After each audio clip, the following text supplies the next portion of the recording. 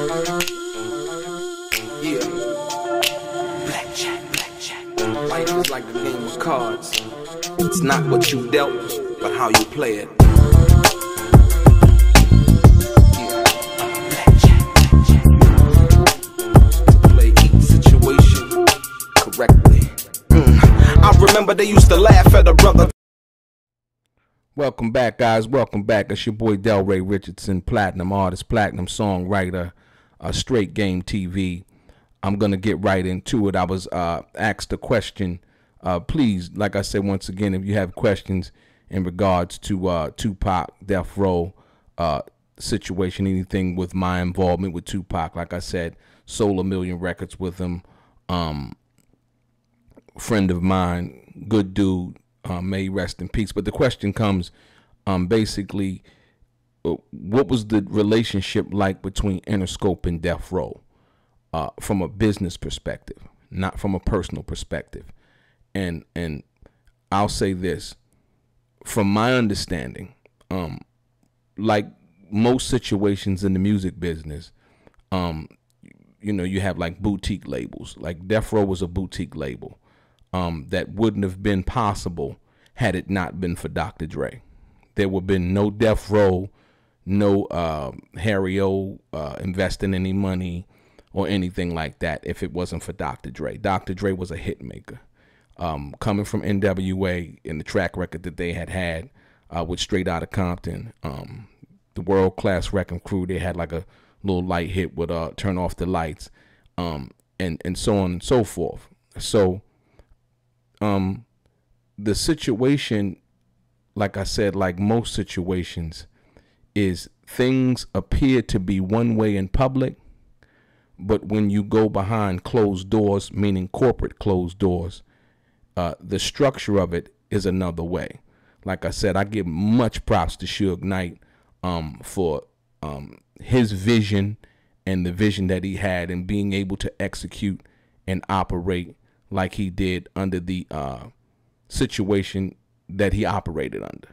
I just wish he would have taken the time to really sit back and lay back and execute it a little bit more professionally, if you will. Unfortunately, we've seen what happened, but I'll get into it like this, and what I mean by that, you know, the exact nature of the unique relationship may be more of an academic interest of the federal authorities investigating possible criminal activities at Death Row at that time. There was a lot of rumors and things going on and so on and so forth. And remember, Suge Knight has always been at pains to portray himself as an independent operator. For example, he boasted that Death Row, unlike other small companies, owns its masters, which are the original recordings of the albums. Since the long-term value at that particular time of rap recordings is only speculative at that point, the ownership of masters is a matter of ego more than economics. And it basically says a music executive explained in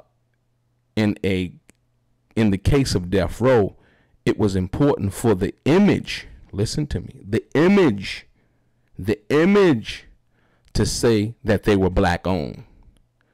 But in fact, not in feeling, in fact, Death Row's masters were heavily mortgaged and have been used as security against loans and advances from Interscope.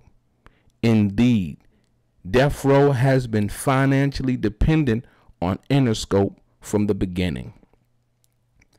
You had people running around saying Suge Knight is worth $300 million.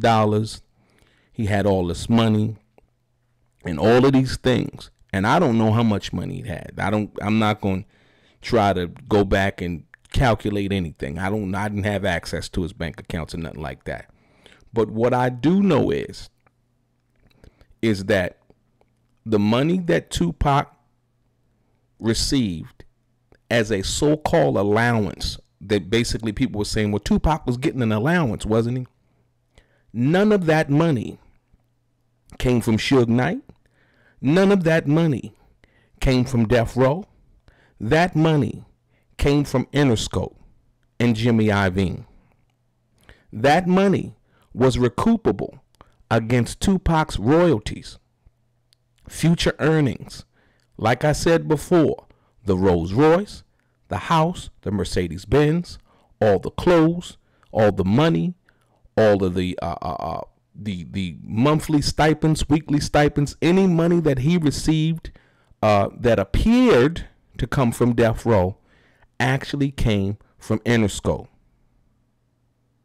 And you see it here. Like I said, one thing is to say that, we black owned, and we own our masters and all of those things. And like I said, once again, on the surface, that appears to be great. That appears to be, very good. And I applaud that. Any, African-American male owning his business and things of that nature.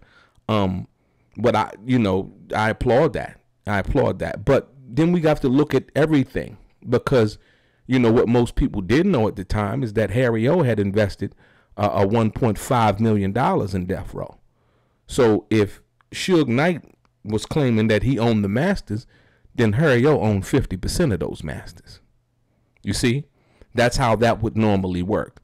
And so once again, we just unpeeling the orange, or lifting the veil, if you will, on the facts of the matter. Like I said, I give nothing but props to Suge Knight. Like I said, he did a spectacular job up until it didn't go right no more, or up until he didn't do a spectacular job, but like I said, the relationship and the power, what most people don't understand, it came from Interscope. And as you see, Death Row's masters, The Chronic, Doggy Style, and all of the records that they had cut, those masters were basically heavily mortgaged from loans and advances made to Death Row by Interscope. So basically, it's like a house. You got a mortgage. You take out a second on your mortgage. You know what I mean? You getting money from this other lending institution. You don't own your masters until you pay that money back. So essentially, the bank, or essentially Interscope, owns those masters, and that's a fact. Until that money is paid back, that was loaned or advanced to you, now you can say that you own the masters, or basically own your home. You now have the pink slip.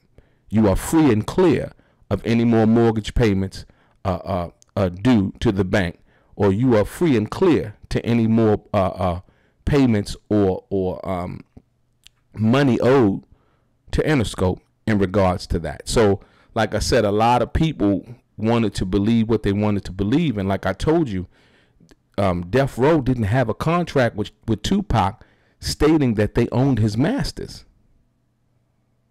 They didn't. You know what I mean? So that was my fact thing that I was trying to bring to most people. Like, no. Now, Snoop had a contract. You know what I mean? I think the Dog Pound had a contract, but they had no contract with Tupac for All Eyes on Me, Machiavelli, and any other albums that he put out. Those albums and those masters were owned by Interscope. Even though they had the Death Row logo on there, even though it said executive produced by Suge Knight, those are merely formalities, words, and so on and so forth from that perspective. All of the money, once again, as you heard, came from Interscope. The advances, the loans, all of those things. So hopefully that clears up, the question in regards to the business structure in dealing with Interscope and Death Row. Your boy Delray, Straight Game.